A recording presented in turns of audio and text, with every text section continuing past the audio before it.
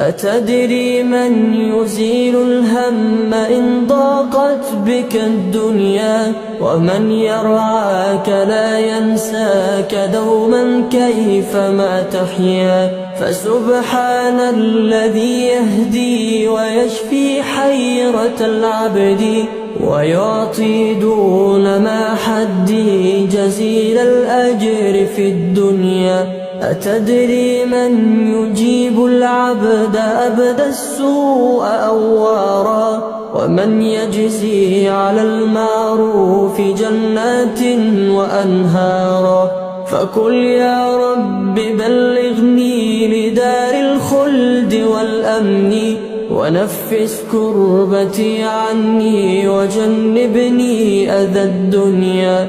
أتدري من يزيل الهم إن ضاقت بك الدنيا؟